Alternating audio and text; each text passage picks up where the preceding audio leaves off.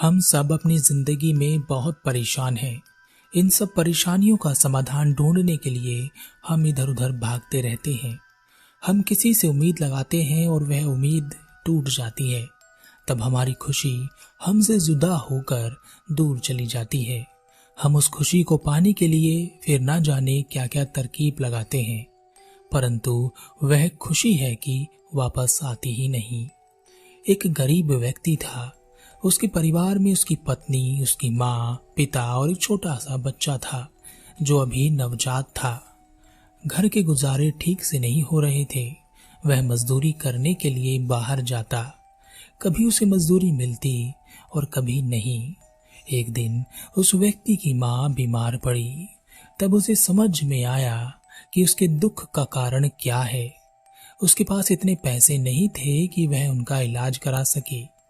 उसके मन में यह बात बैठ गई कि अगर खुशी चाहिए तो दौलत चाहिए। तब उसने जल्दी धन कमाने का एक तरीका निकाला। वह जंगल के रास्ते जाने वाले यात्रियों को लूटने लगा। ऐसा करने से उसके पास धन दौलत इकट्ठी होने लगी।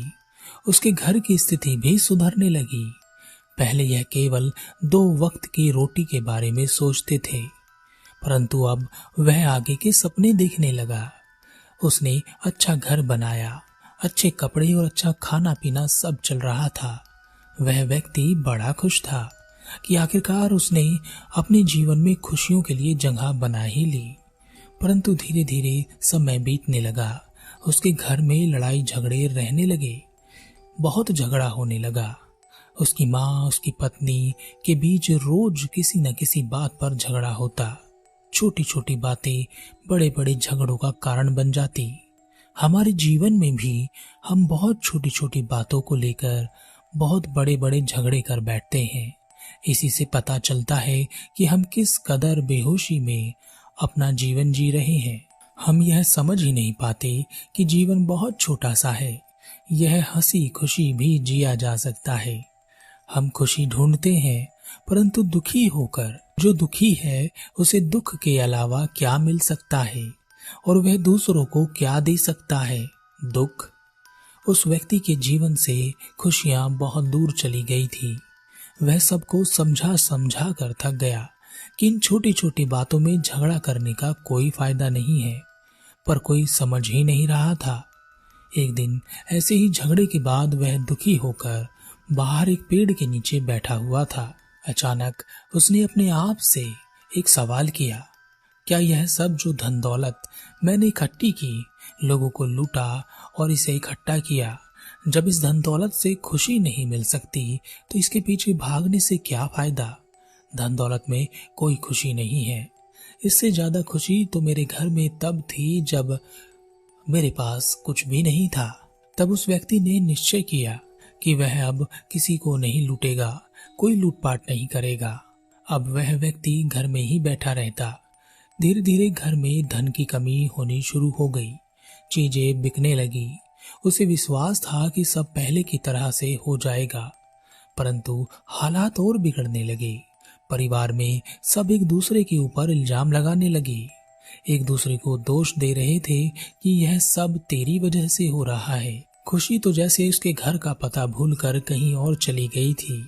बहुत प्रयास करने के बाद भी जब कुछ सही नहीं हुआ, तब वह व्यक्ति घर से निकल गया, सुकून और खुशी की तलाश में। उसे लगा कि घर से दूर रहेगा तो खुशी मिलेगी। कुछ दिन उसे ठीक लगा, लेकिन वह फिर से दुख में चला गया। उसका मन वहीं घर पर बैठा रहा। वह सोच रहा था कि शायद अब सब ठीक हो गया होगा। उसके घर से जाने के कारण सब आपस में बैठकर उसकी चिंता कर रहे होंगे और सबको अपनी गलती का एहसास हो रहा होगा। यह देखने के लिए वह वापस घर आया। उसने दूर से देखा कि उसके घर पर हंगामा मचा हुआ है। उसके चले जाने का दोष सब एक दूसरे के ऊपर लगा रहे हैं। किसी को उसे ढूंढने की चिंता या फिक्र ही नहीं है। उससे ज्यादा जरूरी बात यह है कि वह किसकी वजह से गया। उसका दिल जैसे टूट गया। उसने अपने बच्चे को देखा जो अपने छोटे छोटे पैरों से इधर उधर भागता हुआ खेल रहा था। एक वही था जो वहां पर खुश था। उसे उन सब बातों से कोई लेना देना नहीं था। वह बहुत छोटा था। उस व्यक्ति का मन बहुत किया कि वह अपने बच्चे को गले लगा ले, पर वह उसके पास नहीं गया।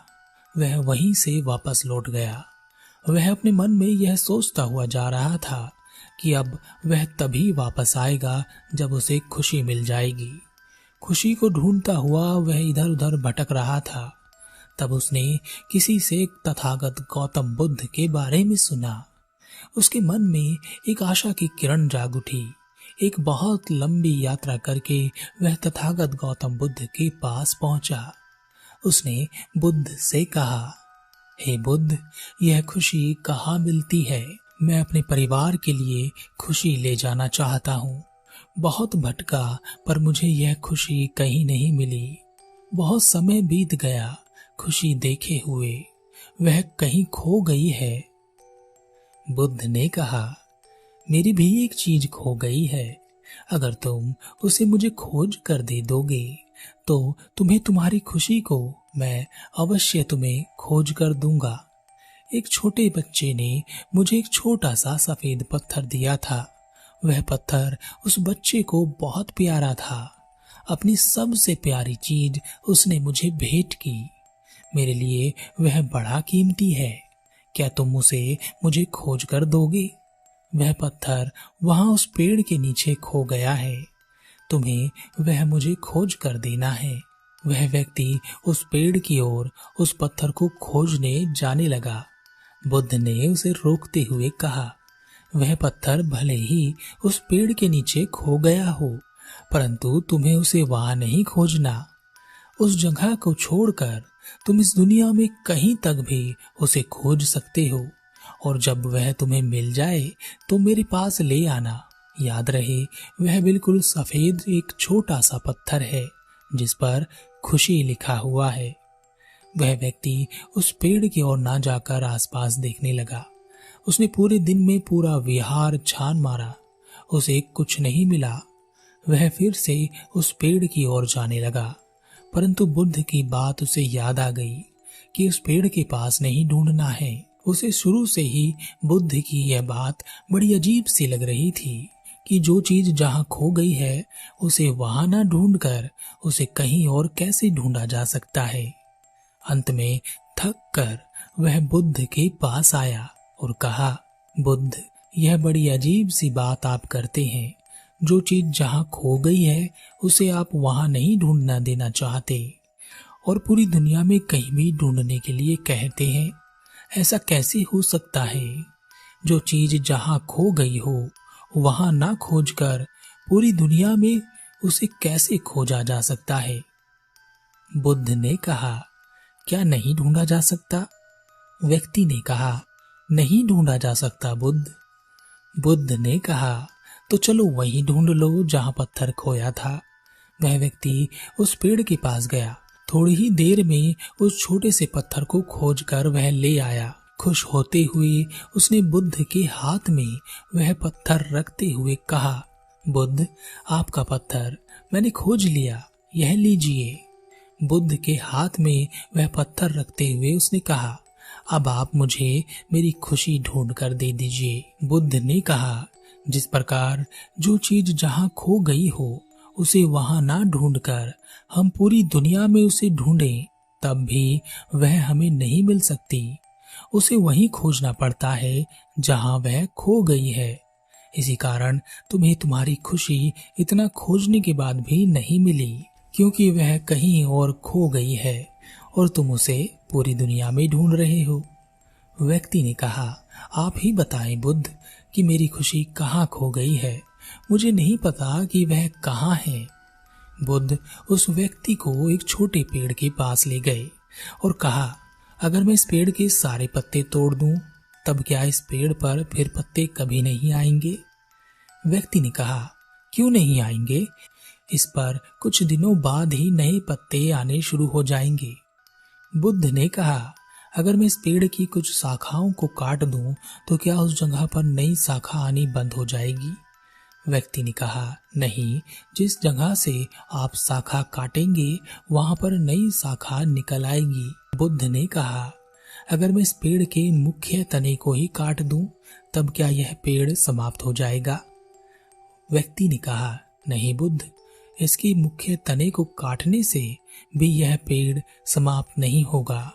वहां पर फिर से नई शाखाएं फूटने लगेंगी। बुद्ध ने कहा, तुम ही बताओ, ऐसा क्यों हो रहा है, या यह कैसे समाप्त होगा? व्यक्ति ने कहा, क्योंकि धरती के भीतर इसकी जड़ें मौजूद हैं। वही इस पेड़ को संचालित कर रही हैं। वही निर्धारित कर रही हैं कि यह पेड़ ऊपर से कैसा दिखाई देगा। अगर वह जड़ें समाप्त नहीं की जाएंगी, तब तक यह पेड़ वापस धरती के ऊपर निकलता रहेगा। बुद्ध ने कहा, सत्य कहा तुमने। जिस प्रकार इस पेड़ की जड़ें धरती के भीतर हैं, उसी प्रकार मनुष्य की जड़ें उसके भीतर हैं। अगर उसे बाहर कोई भावना नहीं दिखाई दे रही है, तो इसका मतलब यह है कि वह उसके भीतर कहीं खो गई है।